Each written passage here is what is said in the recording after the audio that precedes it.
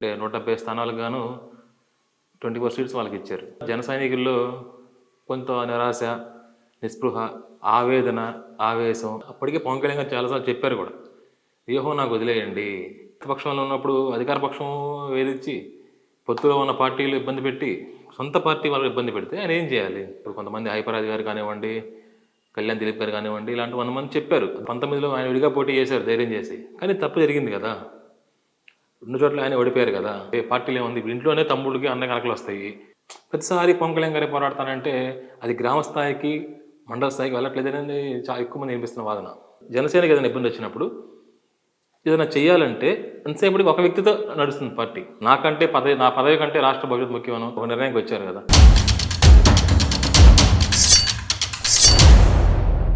నమస్తే అండి.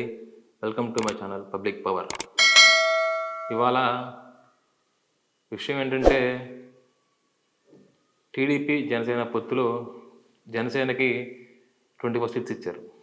అంటే 170 స్థానాలకు గాను 24 సీట్స్ వాళ్ళకి ఇచ్చారు పొత్తులో భాగంగా.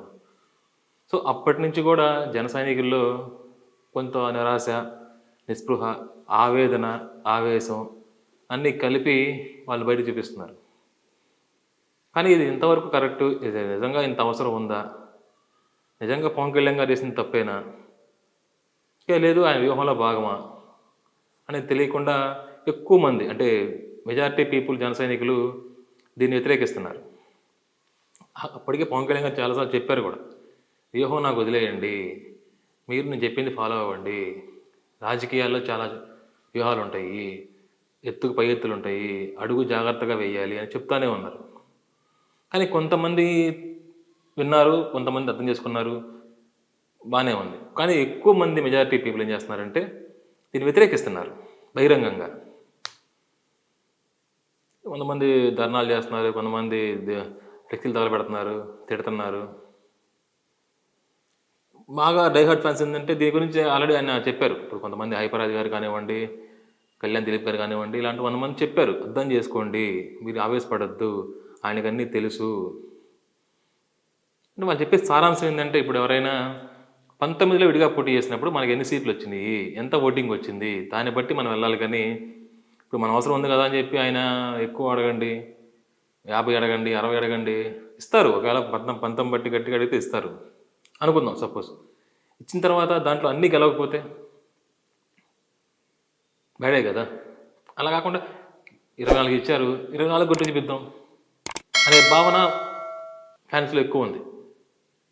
డైహార్డ్ ఫ్యాన్స్ అలా ఉన్నారు. ఇప్పుడు చూడండి, ఇప్పుడు పవన్ కళ్యాణ్ గారికి, ఆయన ఒక పార్టీ పెట్టిన వ్యక్తికి, 10 ఏళ్ళు పార్టీ నడిపిన వ్యక్తికి ఒక ఆలోచన ఉంటుంది కదా. ఆయన వేలో వెళ్తున్నారు కదా. దానికి వ్యతిరేకంగా ఇట్లా చేస్తే ఇప్పుడు ప్రతిపక్షంలో ఉన్నప్పుడు అధికార పక్షం వేధించి, పొత్తులో ఉన్న పార్టీలు ఇబ్బంది పెట్టి, సొంత పార్టీ వాళ్ళు ఇబ్బంది పెడితే ఆయన ఏం చేయాలి? ఆయన ఎలా స్టెప్ తీసుకోవాలి? ఆయన ముందే చెప్తున్నారు, మీరు కొద్దిగా తొందరపడద్దు, పొత్తుల గురించి జాగ్రత్త మాట్లాడండి అని చెప్తున్నారు. కానీ కొంతమంది వ్యతిరేకిస్తున్నారు. అర్థం చేసుకోండి, పవన్ కళ్యాణ్ గారికి అధికారమే కావాలనుకుంటే 14లో తీసుకోరా. 19లో ఆయన విడిగా పోటీ చేశారు ధైర్యం చేసి. కానీ తప్పు జరిగింది కదా. 2 చోట్ల ఆయన ఓడిపోయారు కదా. సో ఆయనకు ఆలోచన వేరేగా ఉండుండొద్దు కదా. సరే, ఫస్ట్ నేను చెప్పేది ఏంటంటే, తప్పని కాదు, ఎక్కువ మందికి ఆ ఫీలింగ్ రావచ్చు. ఒకరోజు రావచ్చు, 2 రోజులు ఉన్న తర్వాత దాని తర్వాత అర్థం చేసుకుని వాళ్ళే సర్దుమనగాలి. దాన్ని ఇంకా కంటిన్యూ చేసి వ్యతిరేక వర్గాలకి మీరు ప్రోత్సహించేటట్టు చేస్తే ఎట్లా? ఇప్పుడు ఎన్ని చూసుకోవాలి. ఇప్పుడు పార్టీ వాళ్ళని కాపాడుకోవాలి, టీడీపీ పొత్తు కాపాడుకోవాలి, అలిగిన వాళ్ళని కాపాడుకోవాలి, బీజేపీ పొత్తు ఉంచుకోవాలి, ఇవన్నీ ఆలోచనలు ఉన్నాయి కదా ఆయనకి. సో ఆయన ఇవాళ ఇచ్చారు. ఇప్పుడు 24 సీట్లు ఇస్తున్నారంటే దానికి కారణం ఉండిద్ది కదా. ఇప్పుడు బీజేపీ పొత్తు అవసరం, 3 పార్టీ కలిస్తేనే కదా జగన్ దింపగలిగేది అని ఆలోచనతో ఆయన బీజేపీ 10 ఇవ్వాలంటే, ఇప్పుడు బీజేపీ 10 తీసుకొని వీళ్ళు 40 తీసుకుంటే టీడీపీకి ఎన్ని వస్తాయి? అప్పుడు తక్కువ వస్తాయి కదా. సో ఆయన ఏంటంటే అంతిమంగా విజయం కోరుకున్నాడు కాబట్టి ఒక 10 సీట్లు తక్కువ, 5 సీట్లు ఎక్కువ పక్కన పెడితే అంతిమంగా కూటమి గెలవాలి, జగన్మోహన్ రెడ్డికి దింపాలి, దానికి బీజేపీకి గెలవాలి, టీడీపీని కలుపుకోవాలి, మనం సర్దుమనగాలి, మనం సర్దుకోవాలి, మనం కొంచెం త్యాగాలు చేయాలి. అంటే మీకే ఉంటే ఆయనకు ఉన్నది ఆశ ఉంటుంది కదా. అయితే ఆయన వ్యూహం ఎలా ఉందో, ఇప్పుడు ఎంతమంది కలుపుకొని వెళ్తే తప్పదు, పొత్తుల సీట్లు కొన్ని త్యాగం చేయాలి కదా. టీడీపీ అట్లా అనుకుంటే టీడీపీ వాళ్ళు 10 సీట్లు ఇచ్చారు, వాళ్ళ 10 మంది త్యాగం చేయలేదా వాళ్ళు? ఉంటుంది. కన్ఫామ్‌గా బాధ ఉంటది. ఇక్కడ నేననేది ఏందంటే ఇది నా పర్సనల్ ఫీలింగ్ అనమాట. అది పార్టీ గురించి కాదు, ఇంకోళ్ళ గురించి కాదు. నా పర్సనల్ ఫీలింగ్ ఏందంటే టీడీపీ ఎప్పుడైతే సీట్లు 25 ఇచ్చిందో జనసేనకి, ఆ 25 సీట్లు ఉన్న అభ్యర్థుల్ని పిలిచి అంటే టీడీపీ వాళ్ళని పిలిచి వాళ్ళకి సర్ది చెప్పింది. అంటే ఇప్పుడు ఆలపాటి రాజా గారు కానివ్వండి, కొంతమంది నాయకుల్ని పిలిచి వాళ్ళకి చెప్పారు. అధికారం వస్తే అది పదవి ఇస్తామనో, సపోర్ట్ కావాలనో, పొత్తులో తప్పదనో చెప్పారు. కానీ ఇక్కడ జరుగుతుంది ఏందంటే నేను అనుకోవడం ఏందంటే జనసేనలో గాని, పవన్ కళ్యాణ్ గారు గాని, మనోహర్ గారు గాని ఇలా పిలిచి మాట్లాడే వాళ్ళు లేకపోవడం వల్ల ఇది ఎక్కువ వస్తుంది నా ఫీలింగ్. అంటే ఈ వ్యతిరేకత ఎక్కువ వస్తున్నప్పుడు ఓ నాయకుడు జిల్లాకు ఒక నాయకుడినో, జిల్లాకు ఒక పార్టీ బద్దన పెట్టి అలిగిన వాళ్ళని పిలిచి మాట్లాడించి ఇది అవసరం, రాజకీయంగా పొత్తు చాలా అవసరము, ఇది వ్యూహంలో భాగమే, తొందరపడద్దు, చాలా టైం ఉంది ఇంకా, చాలా పదవులు ఉన్నాయి ఇంకా, అధికారం వస్తే కదా ఇప్పుడు చేయడానికి ఏమన్నా, అధికారం రావడానికి మనం అడ్డుపడితే ఎట్లా అని వివరంగా చెప్పే ఓ నాయకుడిని పెట్టుకున్న కొన్ని జిల్లాకు ఒకరిని అలిగిన వాళ్ళని కార్యకర్తలను కానివ్వండి, నాయకుల్ని కానివ్వండి సర్ది చెప్పే వల్ల లేకపోవడం వల్ల ఎక్కువ అవుతుంది నా ఫీలింగ్. అది ఇది అవునని చెప్పట్లేదు కానీ సర్ది చెప్పే వాళ్ళు లేకపోవడం వల్ల ఎక్కువ అవుతుంది నా ఫీలింగ్. ఎందుకే చెప్తున్నా ఫస్ట్ నుంచి కూడా జనసేన ఇప్పుడు ఒక పార్టీకి ఎలా ఉండాలంటే సిద్ధాంతం ఆ పోస్ట్ ఉండాలా. స్టేటు, జిల్లా వైడు, 3 జిల్లాలకు ఒక నాయకుడు, ఇన్ఛార్జ్ నాయకుడు ఇట్లా ఉంటే ఏంటంటే ఇలా వచ్చినప్పుడు వాళ్ళు దాన్ని సర్ది చెప్పుకుంటారు. పార్టీలో ఏమన్నా లోపాలు ఉన్నప్పుడు దాన్ని వాళ్ళు క్లియర్ చేస్తుంటారు. టీడీపీకి ఏంటంటే చంద్రబాబు గారు, లోకేష్ గారు ఇంకొకళ్ళు ఇట్లాంటి వచ్చినప్పుడు వాళ్ళు దాన్ని సర్ది చెప్తారు. కానీ ఇక్కడ ఏమవుతున్నారు జనసేనలో పవన్ కళ్యాణ్ గారు అందరూ చెప్పాలంటే కుదరదు. ఇప్పుడు ఆయనకున్న బిజీ టైంలో ఇప్పుడు ప్రతి జిల్లా నాయకుడిని ప్రతి ఊర్లో కలవాలంటే కుదరదు ఆయనకి. సో నేనేది ఏంటంటే ఈ లోపం వల్లే ఇంత వస్తుంది కానీ వాస్తవంగా ఇది ఇంత పెద్ద విషయం కాదు. సర్ది చెప్పే విషయమే. కానీ చెప్పే నాయకులు ఎంతవరకు ఉన్నారనేది చూసుకోవాలి జనసేన వాళ్ళు. ఎందుకంటే ఇప్పుడు గుంటూరు జిల్లాలో పవన్ కళ్యాణ్ తరపున ఒక నాయకుడు వచ్చాడు. అలిగిన వాళ్ళని, డిఫర్ అయిన వాళ్ళని పిలిచి మనకి అధికారం ముఖ్యం, మనకి పార్టీ ముఖ్యం, అందరిలాగా మనం కాదు అని చెప్పి వాళ్ళు మొబిలైజ్ చేసి వాళ్ళని మార్చి పార్టీకి పనిచేసే విధంగా చేయాలి వాళ్ళు. ఆ చెప్పే నాయకుడు లేకపోవడం పెద్ద లోపం నా ఫీలింగ్. నిజమే కూడా. ఎందుకంటే ఇప్పుడు కన్ఫామ్గా స్కూల్లో కానీ ఇంట్లోనే అలకలు వస్తాయండి. పార్టీలు ఏముంది ఇప్పుడు ఇంట్లోనే తమ్ముడికి అన్నకి అలకలు వస్తాయి. నాన్న పిలిచి అది కాదురా ఇది కాదని చెప్తే ఆలోచించే వాళ్ళు సర్దుకుంటారు మళ్ళీ ఒకటవుతారు. వీళ్ళు ఏంటంటే అందరికి పవన్ కళ్యాణ్ గారి పిలిచి వదలచాలి, అందరూ సర్ది చెప్పాలంటే కుదరదు కదా. సో అందుకు కమిటీ అనేది ఎందుకు, పార్టీ అంటే ఎందుకంటే జిల్లా కమిటీ, యూత్ కమిటీ, విద్యార్థి కమిటీ, టౌన్ అధ్యక్షుడు, మండల స్థాయి నాయకులు, మండల అధ్యక్షుడు ఇలా అన్నీ ఉన్నప్పుడు ఎవరైతే ఏ స్థాయి తగ్గట్టు వాళ్ళ కింద వాళ్ళని కార్యకర్తలను జనాలను మొబిలైజ్ చేసుకొని వాళ్ళకి సర్ది చెప్తారు. సో ఇప్పుడైనా జనసేన ఏం చేయాలంటే ఫస్ట్ స్టేట్ వైడ్ కమిటీస్ అంటే మండల స్థాయి నుంచి గ్రామ స్థాయి నుంచి కమిటీలు వేసుకొని పార్టీని పటిష్టంగా ఉంచుకుంటే ఆ వర్కౌట్ వేరుగా ఉండిద్ది. ఏది ఇబ్బంది వచ్చినప్పుడు ధర్నాలు చేయాలన్నా ఏదన్నా పోరాడాలన్నా 10 మంది కలిసి పోరాడితేనే ఆ పోరాటానికి లుక్ ఉండిద్ది, దానికి ఒక అర్థం ఉండిద్ది. ప్రతిసారి పవన్ కళ్యాణ్ గారే పోరాడతానంటే అది గ్రామ స్థాయికి మండల స్థాయికి వెళ్ళట్లేదనేది చాలా ఎక్కువ మంది వినిపిస్తున్న వాదన. అంటే ఎక్కువ మంది జరుగుతుంది కూడా అదే. ఇప్పుడు టీడీపీ ధర్నా చేయాలనుకోండి, మండల స్థాయి నాయకులు, గ్రామ స్థాయి నాయకులు, కార్యకర్తలు కలిసి ధర్నా చేస్తారు. జనసేనలో ఏమవుతుందంటే ఏ చేయాలి పవన్ కళ్యాణ్ గారు చేయాలి. ఇప్పుడు మొన్న బాబు గారు అరెస్ట్ జరిగిన రోజు స్టేట్ వైడ్గా చాలా ధర్నాలు చేశారు. ఎవరి స్థాయిలో వాళ్ళు, గ్రామ స్థాయిలో వాళ్ళు, మండల స్థాయిలో వాళ్ళు, ఊర్లో వాళ్ళు, నియోజకవర్గ స్థాయి వాళ్ళు అందరూ ధర్నాలు చేశారు. కానీ రేపు జనసేనకి ఇలాంటి ఇబ్బంది వచ్చినప్పుడు, అంటే ఇదని కాదు ఎలాంటి ఇబ్బంది వచ్చినప్పుడు, అరెస్ట్ గురించి కాదు, జనసేనకి ఏదైనా ఇబ్బంది వచ్చినప్పుడు ఏదైనా చేయాలంటే ఎంతసేపటికి ఒక వ్యక్తితో నడుస్తుంది పార్టీ. ఒక పదవులు లేవు. పదవులు అంటే నాయకత్వం గ్రామ స్థాయిలో అది వెళ్ళలేదు. ఇంకా వెళ్ళుంటే వాళ్ళ ఇబ్బంది వచ్చేది కదా జనసేనకి. నేను చెప్పేది ఏంటంటే పవన్ కళ్యాణ్ గారికి ఉన్న ఆలోచనలు ఆయనకు ఉంటాయి.